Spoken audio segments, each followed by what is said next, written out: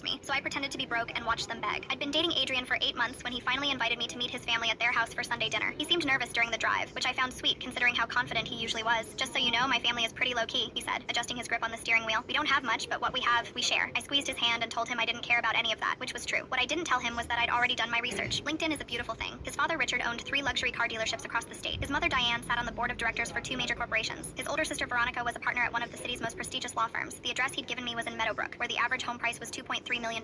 So when we pulled up to a modest ranch house with peeling paint and an overgrown lawn in a completely different neighborhood, I knew exactly what was happening. They were testing me. Adrian parked in the driveway next to a beat-up sedan that had seen better days, and I noticed the garage door was closed, probably hiding whatever luxury vehicles they actually drove. This is it, he said, and I could hear the nervousness in his voice. I smiled and said it looked cozy, then followed him to the front door. His mother answered wearing a faded sweatshirt and old jeans, her hair pulled back in a simple ponytail. You must be Sloan, she said, pulling me into a hug that felt calculated. Come in, come in. Sorry about the mess. The house was decorated like a stage set for a struggling middle-class family. Mismatched furniture that was probably rented, generic artwork on the walls, and a TV that had to be at least 50 years old. But I noticed the small details they'd missed. The Hermes scarf casually draped over a chair, the Mont Blanc pen on the side table, the barely visible tan line on Richard's wrist where an expensive watch usually sat. I complimented the house and Diane smiled, saying they'd lived here for 20 years and it had good bones even if it needed work. Dinner was served on chipped plates with bent forks, and I watched Adrian's sister Veronica struggle not to grimace as she used the obviously cheap cutlery. His younger brother Mitchell kept glancing at me like he was waiting for me to bolt. Richard asked what I did for work, and I told him I was between jobs at the moment, which wasn't technically a lie since I'd recently sold my marketing firm for 8 figures and was taking time off. Tough economy, Richard said sympathetically. What field were you in? I kept it vague and said digital marketing, doing some freelance work here and there. Diane jumped in asking if I'd gone to college, and I said I'd done a couple years but had to drop out due to financial issues, which was completely false, but I wanted to see where this was going. The whole family exchanged these quick looks like they just confirmed something. Mitchell asked if I had student loans and I said I was still paying them off, which made Diane touch Adrian's arm with this concerned expression. That must be stressful, she said in a tone that was probably meant to sound supportive but came across as condescending. Throughout dinner, they kept dropping hints about their supposed financial struggles. Richard mentioned how expensive car repairs were, even though I'd seen his LinkedIn post from last month about expanding his dealership empire. Diane talked about clipping coupons and shopping sales, despite the Cartier Love bracelet I'd spotted in a photo on her office wall from the company website. Veronica complained about law school debt, which was hilarious considering she'd graduated 15 years ago and was pulling in 7 figures annually. The performance was almost impressive in its coordination. After dinner, Adrian excused himself to help his mom in the kitchen, and Richard suggested I join him on the back porch for some air. I followed him outside to a deck that desperately needed staining, and he leaned against the railing with this serious expression. Adrian really cares about you, he started, and I could feel the setup coming. We just want to make sure you care about him for the right reasons. I played dumb and asked what he meant. Richard said that Adrian was a good kid with a big heart, and they'd seen him get hurt before by people who were more interested in what he could provide than who he was. I asked if he was asking about my intentions, and Richard nodded. We're not a wealthy family, Sloan. What you see is what you get. If you're with Adrian expecting some kind of upgrade or financial support, you should know that's not something we can offer. I looked him dead in the eye and said I was with Adrian because I loved him, not because of what was in his bank account. Richard seemed satisfied with that answer and patted my shoulder before heading back inside. I stayed on the porch for a minute, pulling out my phone to text my assistant. Pull my investment portfolio details. I need the documentation showing I'm broke. Create a paper trail for student loans, credit card debt, the works. Make it look convincing. She responded within seconds saying she was on it. When I went back inside, Diane pulled me aside for what I assumed would be the mother's version of Richard's talk. But it wasn't for the reason I expected. The rest of the story is linked below or on my channel.